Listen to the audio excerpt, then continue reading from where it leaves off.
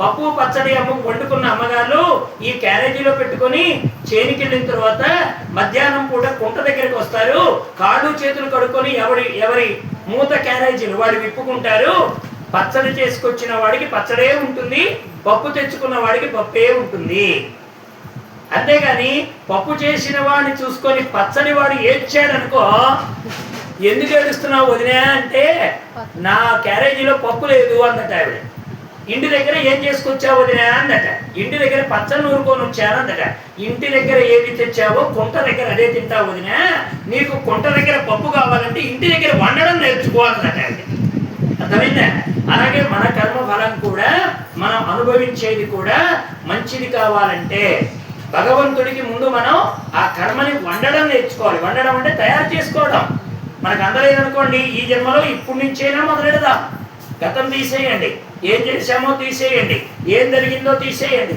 భగవంతుడు అదే చెప్పాడు, అయ్యో నేను ఘోరమైన పాపాలు చేశానే, ఘోరమైన తప్పులు చేశానే, నాలాంటి వాడిని భగవంతుడు పట్టుకుంటాడా అంటే అపిచేత్ సుదురాచారః భజతే మాం అనన్యభాగ్ సాధురేవ సమంతవ్యః సమ్యక్ వ్యవసితో హి సహా.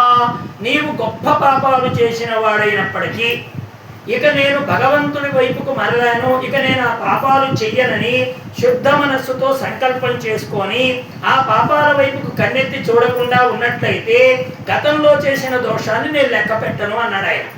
అంతేగాని పాపాలు చేస్తే భగవంతుడు రక్షిస్తానన్నాడు కదా, కాబట్టి పాపాలు చేస్తాను, మళ్ళీ భగవంతుడిని కొలుస్తాను, మళ్ళీ పాపాలు చేస్తానంటే నారాయణుడు కూడా ఒప్పుకోడు. పాపం తెలియక చేశాం, ఇప్పుడు మార్గం మార్చుకున్నాం.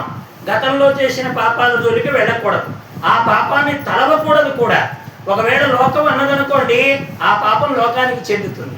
ఇప్పుడు గతంలో ఎవరో ఏదో చేయకుండా పనిచేశారండి, వాళ్ళు ఈ మార్గంలోకి వచ్చి మారారనుకోండి, ఇంకా పాపాల జోలి వెళ్ళట్లేదు అనుకోండి, కానీ లోకం ఏముంటుందంటే అబ్బో బయలుదేరారయ్యా భక్తులు, గతంలో ఇన్ని పాపాలు చేశారు ఇప్పుడు బయలుదేరారు అంటుంది లోకం. ఇప్పుడు వీడు గతంలో చేసిన పాపాలు వాడు నోట్లో వేసుకున్నాడు గనక వీడు గతంలో చేసినవి ఏమైనా ఉంటే అన్న వాడికి చెందుతాయి. మారిన వాడు మాధవుడికి చెందుతాడు. మారిన గుణాన్ని గుర్తించక గత పాపాలని వేలెత్తి చూపిన వాడికి ఈ పాపాలు వాడికి చెందుతాయి. కాబట్టి కర్మఫలాలు అందించడంలో పరమాత్మ యొక్క దృష్టి వేరుగా ఉంటుంది గనక మరి అటువంటి పరమాత్మ మనకు భాగవతంలో బోలెడు లీలలు చేశాడు. మరి అటువంటి పరమాత్మ చేసినటువంటి లీల కూడా చక్కగా మనకు ఉంది కదా. ఏది? కుంతి లీల. చాలా చిన్నది, కొద్దిగా చెప్తాను, ఎందుకంటే పూర్ణంగా చెప్పను, గంట పడుతుంది, కానీ చెప్పను. మా అమ్మాయి టైం చూపిస్తోంది, నేను చూస్తున్నాను. ఏమంటే కన్నార్పకుండా అలా చూస్తుంటే భయం పుట్టదండి అమ్మ వాళ్ళగాను. కోపము తోడ నీవు దది కుంభము భిన్నము చేయుచున్న చోకోపిక త్రాటగట్టిన వికుంచిత సాంజన బాష్పతోయ ధారా పరిపూర్ణ వస్త్రము కరమల వాముచు వెచ్చనుచుచున్ పాపడవై నటించుడు కృపాపర నామది చోద్యమయ్యేది. ఓ రోజున యశోదమ్మ కవం పెట్టి చిలుకుతోంది. మీరు బయటకు వచ్చారంటే నేను భయం. టైం చూపించడానికి వచ్చామో అనుకుంటున్నా. నేను ఏం చేస్తుంది, ఆయన కవం పెట్టి చిలుగుతుంటే కృష్ణయ్య వచ్చాడు. అమ్మా నాకు పాలిబొమ్మ అన్నాడు. ఆమంటుంది నేను పెరుగు చిలుగుతున్నాను రా, ఎలా ఇవ్వను. వెంటనే కృష్ణుడు ఏం చేశాడు, రెండు చేతుల మధ్యలో చేరి చేతుల్ని పట్టేసుకున్నాడు. కర్మ ఆగిపోయింది. యశోదమ్మ ఏం చేసింది, ఈ పిల్లాడు నా పని నేను చేసుకొని ఇచ్చేటట్టు లేడు అని ఈయన పని చూస్తే మన పని చేసుకొని ఇస్తాడు. అంతే కదండి. పిల్లాడి పని చూసామనుకోండి, బాగా బట్టలు ఉతికేటప్పుడు పిల్లాడు ఏడిస్తే వాడికి పాలు ఇచ్చిన తర్వాత మన పని మనం చేసుకోవచ్చు. వాడి పని చూస్తే తర్వాత మనం పని చేసుకుంటాం. అందుకని కృష్ణుని తీసుకొని ఒళ్ళో కూర్చోబెట్టుకొని పాలు ఇవ్వడానికి సిద్ధపడితే ఆ పొయ్యి మీద ఉన్న పాలు అగ్నిలో పడుతున్నాయట. ఆ పాలు అనుకున్నాయట. కృష్ణుడు ఇప్పుడు పాలు అడుగుతున్నాడు, వాళ్ళ అమ్మ పనిలో ఉంది, ఇప్పుడు పాలు ఇవ్వదు, ఇదిగో పొయ్యి మీద ఉన్నాయి పాలు త్రాగరా అని మన వైపు చూపిస్తుంది. ఇప్పుడు కృష్ణయ్య మన దగ్గరకు వస్తాడు, మనల్ని గ్లాసులో పోసుకుంటాడు, మూతి దగ్గర పెట్టుకుంటాడు, లోపలికి మింగుతాడు, ఆ కంఠం దాటేస్తాము, లోన ప్రేగులు చూసేస్తాము, ఆయన కడుపులోకి వెళ్ళిపోతాము.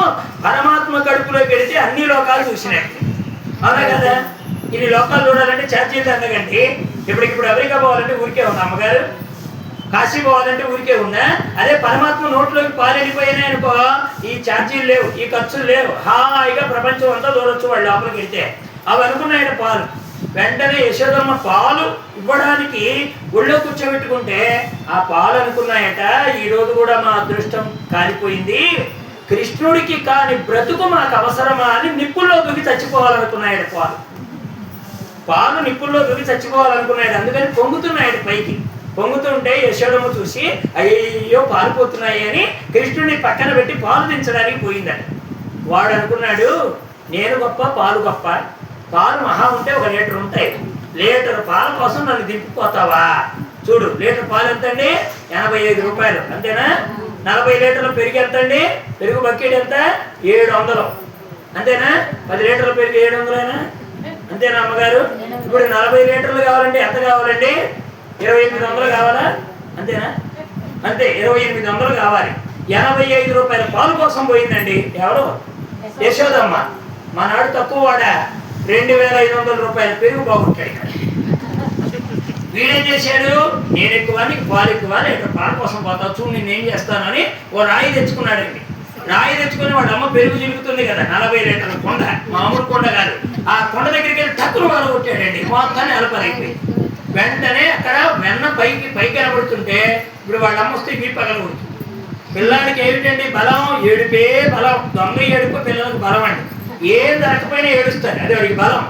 అందుకని ఏడుస్తున్నాడు, వెన్న తీసుకున్నాడు, నోట్లో పెట్టుకున్నాడు, మళ్ళీ ఇంట్లోకి రానిదేమి పాటు, మళ్ళీ తిరగపోతే కడుపు నిండి రాయే, అందుకని 2వ చేతితో కూడా వెన్న తీసుకున్నాడు. 2 చేతులు వెన్నలో ముంచాడు, ఆ వెన్న తీసుకున్నాడు, ఏడుస్తున్నాడు, దారి పట్టాడు, వెళ్ళిపోయాడు. ఇంట్లో ఉంటే కొడుతుంది కదా వాళ్ళమ్మ, అందుకని బయటికి వెళ్ళిపోయాడు. యశోదమ్మ పాలు దించి వచ్చేటప్పుడు పిల్లాడే ఏమైపోయిందని కొండ దగ్గరికి వస్తే పెరుగు లేదు. ఎక్కడికి పోయాడు వీడు అని ఆలోచిస్తే అడుగులు కనబడుతున్నాయి. ఏది? యశోదమ్మ ఇంట్లో నుంచి అడుగులు. మనం స్నానం చేసి వచ్చిన తర్వాత తడికాడతో వస్తే అడుగులు ఉంటాయా ఉండవా? వీడు పెరుగులో నుంచి వచ్చాడండి కృష్ణయ్య, అందుకని బయటకు ఉన్నాయి. మా గురువు గారు చెప్పారు, యశోదమ్మ ఇంట్లో కృష్ణుడి పాదాలు బయటకు ఉంటాయి. కృష్ణాష్టమి రోజున మన పాదాలు ఎక్కడ వేస్తాం? మన ఇంట్లోకి వేసుకుంటాం. అంత స్వార్థ భక్తి అండి. యశోదది పరమాత్మ భక్తి, అవి ఎప్పుడు పరమాత్మని బయటికే పంపిస్తుంది. మనం ఏం చేస్తాం? ఎదురింటి వాడింటో ఉన్న పాదాలు ఇంట్లో మన లోపలికి వేసుకుంటాం. వాడింటో పోయేది కృష్ణయ్య మా ఇంట్లోకి రావాలి. యశోదమ్మ ఇంట్లో బయటకు ఉంటాయట పాదాలు. అందుకని యశోదమ్మ నా పిల్లాడు ఎక్కడ ఉన్నాడో, పెరిగిపోతే పోయింది, వీడు పాపం ఏడుస్తూ ఎటు వెళ్ళిపోయాడు అని ఇతడి కోసం ఆగొస్తుంది. మనాడేం చేశాడు, ఒక ఇంట్లో ఏది బాగా ఎత్తుగా ఉన్నటువంటి కుండలన్నీ ఉన్నటువంటి ఆ పెరుగు దగ్గరికి వచ్చి తను ఇలా తీసి కుండల్ని కోతులకు పోస్తున్నాడండి. గత జన్మవాసనలు తొందరగా పోతాయా? కృష్ణ కర్ణామృతంలో లీలాసుకులు వారు చెప్తారు, వాసనను తొలగించుకో, వాసనను తొలగించుకొని భలే చెప్తావు కృష్ణయ్య, నీకు వదిలింది కనుకన్నా నా పొదటానికి అన్నాడు ఆయన. గురువు ఏం చెప్తాడు? వాసనను తొలగించుకోండి, వాసనను తొలగించుకోమని చెప్పడం చాలా తేలిక, తొలగడం ఎంత కష్టం. కృష్ణుడికే తొలగలేదు వాసనలు. ఎందుకు చెప్పాడు? అయ్యా నువ్వు కోతులకు ఎందుకు పోసావో తెలుసా? పాలు పెరుగు ఎందుకు పోసావో తెలిసిన?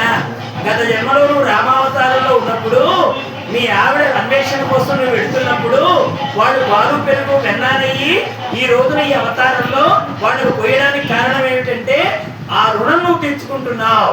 ఆ రోజున వాడు అంత సేవ చేశారు కనుక మరి పరమాత్మ రాముడు ఏమి ఇవ్వగలిగాడండి? ఆ క్షణంలో ఏమి ఇవ్వలేకపోయాడు ఆయన. అందుకని ఈ రోజునే వెన్నా పాలు ఇచ్చేసావు, వాసన అంత త్వరగా తీరుతుందా అని లీలాసుకులు వారు చెప్తారు. సరే, వెంటనే ఈ దృశ్యం చూసి యశోదమ్మ ఒక కర్ర పట్టుకొని కృష్ణుడు వెంట పరిగెడితే ఈయన కూడా కుండ మీద నుంచి ఆ కుండను వదిలేశాడు, ఎత్తు మీద నుంచి దూకేశాడు, పరిగెత్తడం మొదలు పెడుతున్నాడు.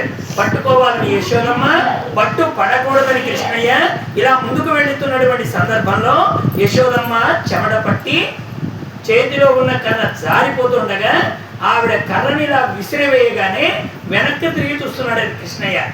మా అమ్మ ఎంత దూరంలో ఉంది, మా అమ్మ ఎంత దూరంలో ఉంది అని వెనక్కి తిరిగి చూసుకుంటున్నాడట. వాళ్ళ అమ్మ చేతిలో ఎప్పుడైతే కర్ర విసిరేసిందో కృష్ణయ్యే వచ్చి అమ్మాని పట్టుకున్నాడటండి వాళ్ళ అమ్మని. ఏమండి, మన చేతిలో కర్ర ఉన్నంత కాలం పరమాత్మ మనకు దొరకడు. కర్ర విడిచేస్తేనే పరమాత్మ దొరుకుతాడు. మన కర్ర ఏమిటంటే అహంకారం.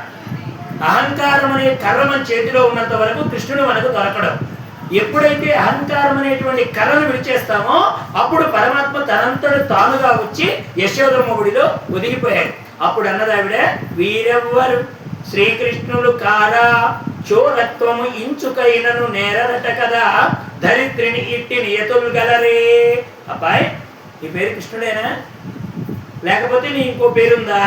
నువ్వు మా పిల్లాడివేనా, ఇంకో పిల్లాడివే? అవును, నేను చాలా వింటున్నాను, ఏదో పెరుగు తిన్నాడు, పాలు త్రాగా, ఏవేవో ఉన్నాయి, వాళ్ళందరూ చెప్తున్నారు. అది చేసింది నువ్వేనా, నువ్వు మా బిడ్డడివేనా అని అడుగుతుంటే కృష్ణుడు ఏడుస్తూ కళ్ళు నులుముతూ ఆ ధారల్ని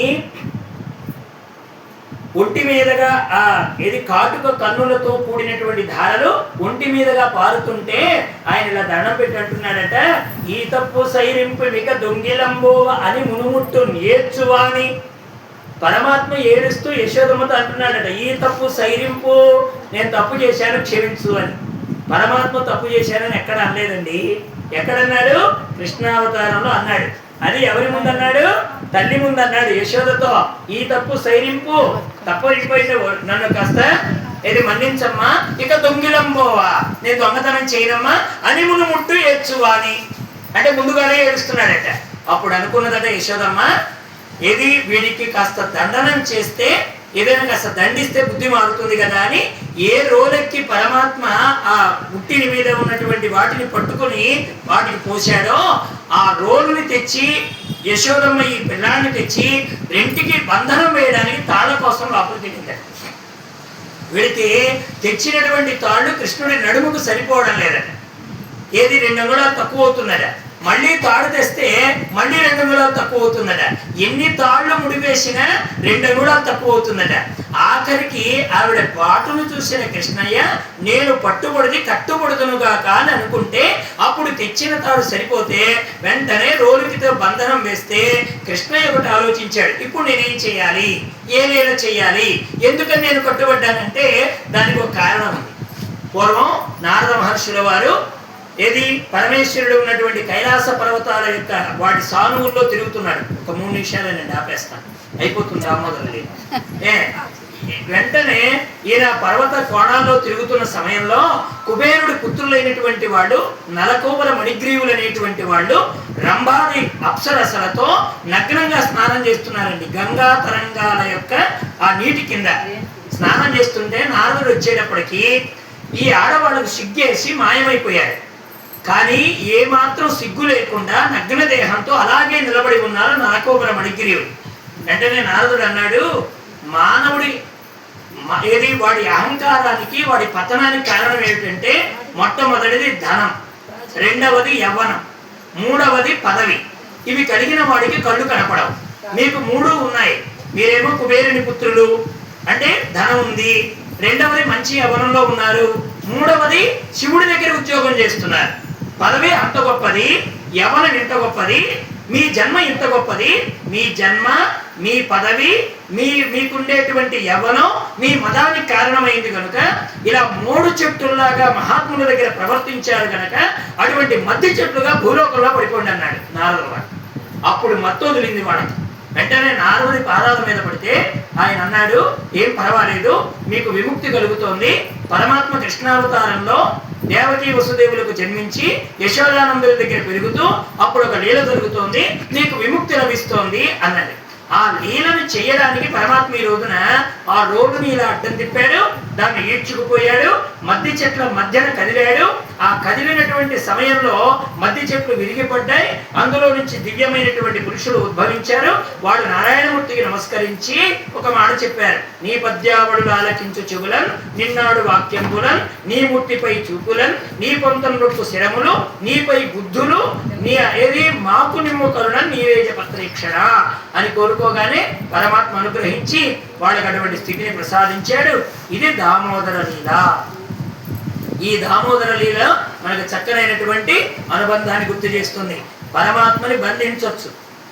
పరమాత్మ తలుచుకుంటే జన్మ జన్మల నుంచి ఆవరించి ఉన్న కర్మబంధం తొలగడానికి ఆయనే మన కోసం పశ్చాత్తాపం కలిగితే ఏదో ఒక రూపంలో వచ్చి మనల్ని ఉద్ధరిస్తాడు అనేటువంటి విషయాన్ని చక్కగా మనకు దామోదర లీల తెలియజేస్తుంది కనుక మరి అటువంటి అనుగ్రహాన్ని సద్గురుదేవుడు మనందరికీ ప్రసాదించి మన యొక్క కర్మబంధాన్ని తొలగించి భక్తికి కట్టుబడ్డ నారాయణుడి యొక్క భక్తిని మనందరికీ కూడా ప్రసాదించి అటువంటి అనురక్తిని భగవంతుడు మనకు ప్రసాదించుగాక అని మీ అందరికీ మనవి చేస్తూ దామోదర లీలని పూర్తి చేసి చక్కగా మనం సాయంత్రం ఏమండి పడగొట్టిన అబ్బాయికి పెళ్లి చేస్తున్నాం. సాయంత్రం మధ్య చెట్లు పడగొట్టి కర్మ తొలగించి దివ్యమైన లోకాలకు పంపించాడు కదా స్వామి. ఇప్పుడు మనందరికీ అంత పుణ్యం చేసిన స్వామికి పెళ్లి చేయాలండి. సాయంత్రం రుక్మిణీ కళ్యాణ్, మంచి అమ్మాయిని చూడాలి, మంచిగా పందిళ్ళు వేయాలి, మంచి మంచి భోజనాలు పెట్టాలి, మన అబ్బాయికి పెళ్లి చేయాలి. మన కృష్ణయ్య ఎంత గొప్పవాడంటే 3 రోజుల క్రితం పుట్టనే లేదండి, 3వ రోజు వచ్చేటప్పుడు పెళ్లి చేసుకున్నాడు సాయంత్రం. అంత గొప్పవాడు అనమాట. కాబట్టి అటువంటి పరమాత్మ రుక్మిణీ